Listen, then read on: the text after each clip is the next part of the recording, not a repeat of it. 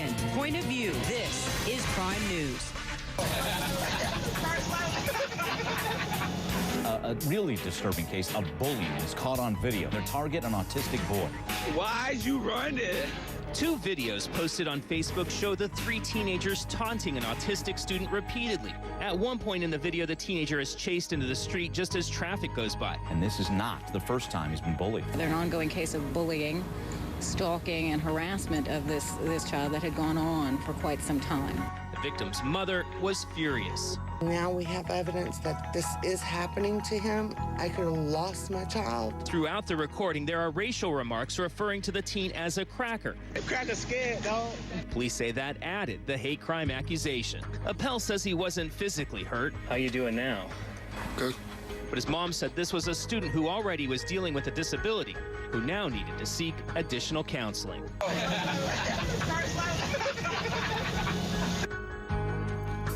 The world of bullying continues out there, and, you know, this stuff now getting caught on video, so we're getting a clearer picture of what's actually happening day in and day out.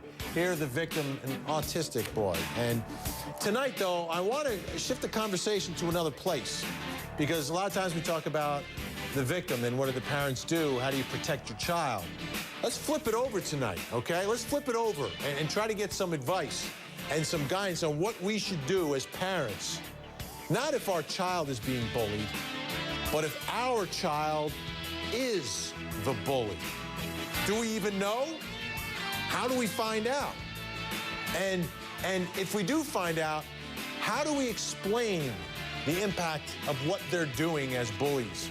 How do we make them understand? How do we create in our children some empathy for these people that they're bullying? Joining me tonight, two people who have been bullied. TV and radio host Michael Billy. Also with us, anti-bullying expert Jody Blanco. She's the author of Please Stop Laughing at Us. She, too, was bullied as a youngster. Thank you both for joining us tonight. Michael, let me begin with you, because I want to flip it over. We've spent a lot of time, and we'll spend more time about protecting our children, what we should do, the conversations we should have. But there's another side to this whole thing, which is, you know, for every child that's bullied, there's at least one, two, and in this case, several bullies. And we may or may not know if our child is a bully, but we need to find out. Let me start with you, Michael. From your perspective, being a victim, having gone through what you went through, how can I, as a parent, explain to my child, if my child is a bully, exactly what they are doing to another human being? Well, I mean, what I do when I speak to middle schools and high schools is tell them my own personal story. The thing is it's not just looking out for bullying victims, but we're looking out for the bullies too, because they're children. I'd like to believe that when they set out on their day, they're not looking to make trouble. They don't understand perhaps the repercussions. But when you're talking to people, children that might be bullies, or talking to kids about the bullying situation, I think the best thing to do is share stories. Don't shelter your child from the bevy of situations that are occurring all over the United States of children being bullied, hospitalized, suicide stemming from bullying. Don't shelter your child from that. Be honest with them about the repercussions and the seriousness and the reality behind their actions. Jody, I'm going to put up on the screen now some warning signs if your child is a bully, and I was wondering if you could help me with that, because parents at home, we may not have any idea that our child is bullying someone, but some of the warning signs: has extra money, belongings, has friends who bully others, needs to win or be the best. Can you give us some specifics? Is it something that we need to, and maybe we do, I don't know, how we investigate or find out if our child is a bully? What would raise suspicion? Well, I think, first of all, it's very important to distinguish that within a school there are typically two types of bullies. And one of the things I do, because I speak in schools all across the country like Michael, and I share with kids that it's not just joking around. Bullying damages you for life. And there are two kinds. The bullies that we saw today in the case of Jacob Appel are what I call the overt schoolyard bullies. They bully in traditional ways. And then you have something in schools that was more of the Phoebe Prince variety, which I call the elite tormentor. These are the mean members of the cool crowd who use exclusion, who use sarcasm, and who use ostracism as a means to wield their power. And a lot of times within schools, these elite tormentors get by with it because they're beloved by their teachers.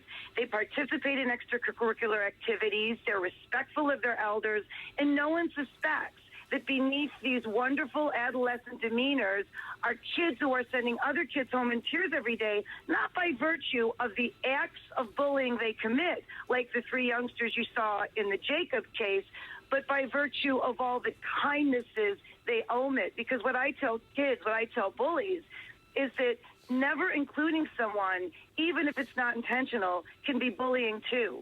And the last thing I want to say too, and again, Michael and I are kindred spirits on this, is that there's no such thing as a bad kid. They are good kids emerging out of bad circumstances, and in most cases, acts of bullying, whether they be overt or subtle, are actually cries for help. And as adults, we have to consider that when disciplining the bullies. Michael, when you were bullied, what happened to those kids? And have you ever seen those kids again? Did their parents intervene? What happened in your case?